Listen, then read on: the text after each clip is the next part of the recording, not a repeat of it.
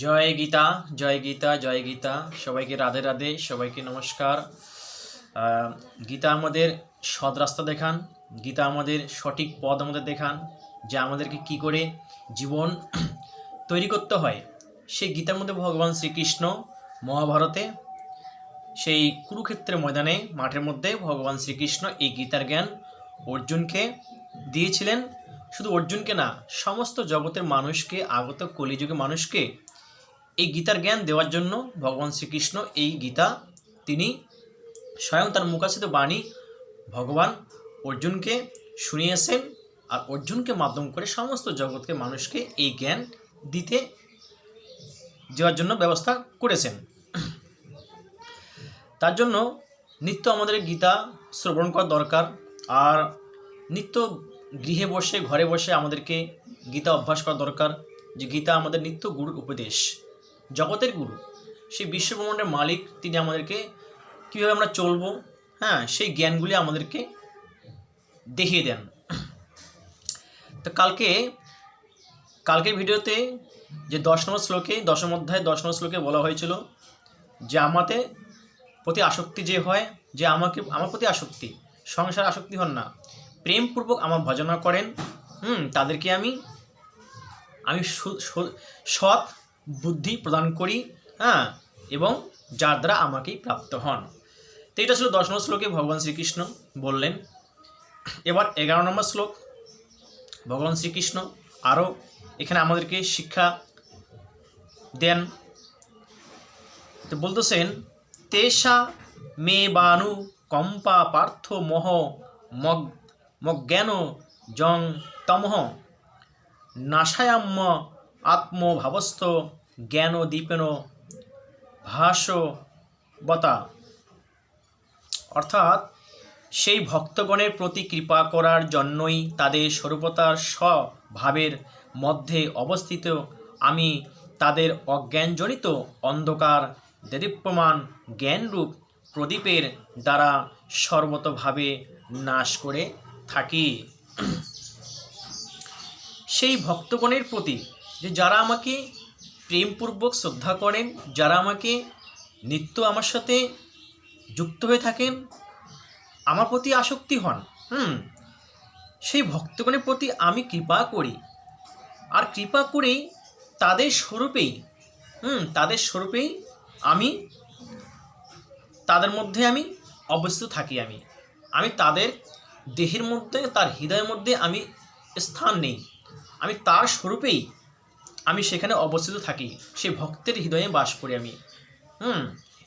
তাদের অজ্ঞানজনিত যে আলোকিত দ্বারায়, জ্ঞানরূপের আলোকিত দ্বারায়, জ্ঞানরূপ যে আলো প্রদীপের দ্বারা, প্রদীপ সেই আলোর দ্বারায় ধীরে ধীরে ধীরে ধীরে তখন সর্বতভাবে যে অজ্ঞান, যে মনের মধ্যে যে অজ্ঞান, হৃদয়ের মধ্যে অজ্ঞান, বুদ্ধির মধ্যে হৃদয়ের মধ্যে কূটনীতি, যে খারাপগুলি আমাদের ভিতরে আছে, সেই খারাপগুলিকে ভগবান সেটাকে জ্ঞানের আলোর দ্বারায়, প্রকাশের দ্বারায় সেটাকে বের করে দেন।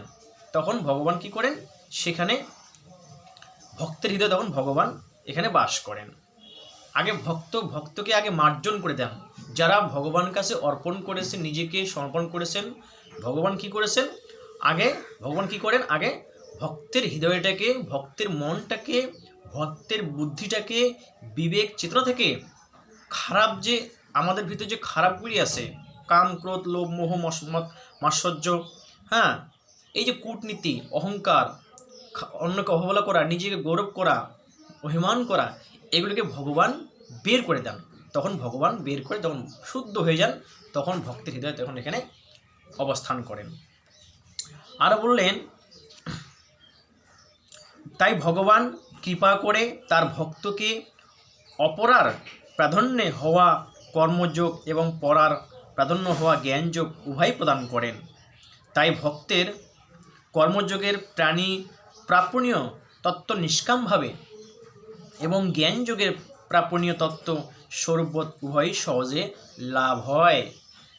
সব জ্ঞান, তত্ত্বজ্ঞান, ভক্তিজ্ঞান, পারলৌকিক জ্ঞান, লৌকিক জ্ঞান সব জ্ঞান ভগবান প্রদান করেন সহজ লাভন।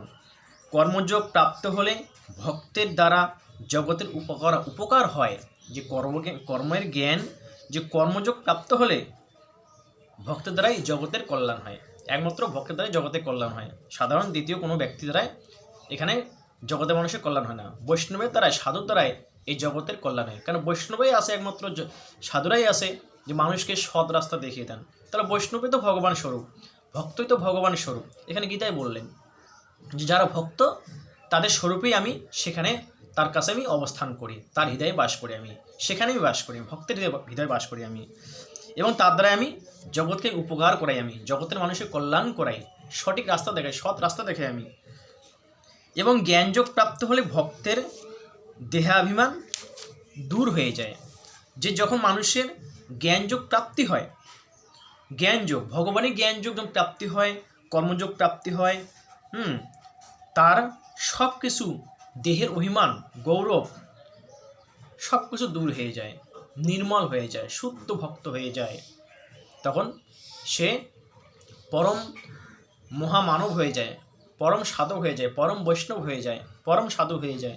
তখন তিনি জগতের কল্যাণের জন্য সবসময় ঝাঁপিয়ে পড়েন, সবসময় নিত্য তিনি চেষ্টা করেন যে মানুষকে কী করে সেবা করব, মানুষকে কী করে আমি ভালোবাসবো, কী করে শ্রদ্ধা করব, এটা দিন দুঃখী গরিব তাকে কী করে আমি সেবা করব। তাদেরকে দেখে কষ্ট পায় তখন ভক্তরা, সাধুরা। আর বাকি সাধারণ মানুষ কিন্তু দিন দুঃখী গরিবকে দেখে কষ্ট পান না। তারা তো নিজের কামনা বাসনা লোভ লালসায় ভরপুর হয়ে নিজে চিন্তা করেন, অন্যের চিন্তা করেন না, নিজের সংসার চিন্তা করেন, অন্যের চিন্তা করেন না। কিন্তু সাধুরা, বৈষ্ণবরা, ভক্তরা সবসময় নিজের চিন্তা ত্যাগ করে, নিজের সুখ বাসনা ত্যাগ করে অন্যকে সুখ দেওয়ার জন্য, অন্যকে ভক্তি দেওয়ার জন্য, অন্যকে সৎ রাস্তা দেখানোর জন্য, তাকে মানুষ বানানোর জন্য সবসময় ভক্তরা চেষ্টা করে, সাধুরা চেষ্টা করেন। এটা ছিল 11 নম্বর শ্লোকে ভগবান শ্রীকৃষ্ণ এটাই বললেন যে আমি তাদের স্বরূপেই আমি অবস্থান করি, সেখানে বাস করে আমি, আর তার দ্বারা আমি জগতের আমি কল্যাণ সেবায় কাজে লাগিয়ে দিই। রাধে রাধে, সবাইকে প্রণাম। আজকে এখানে শেষ করি। সবাই ভালো থাকবেন, সুস্থ থাকবেন, আর চ্যানেলটিকে সাবস্ক্রাইব করবেন, আমাকে সাপোর্ট করবেন।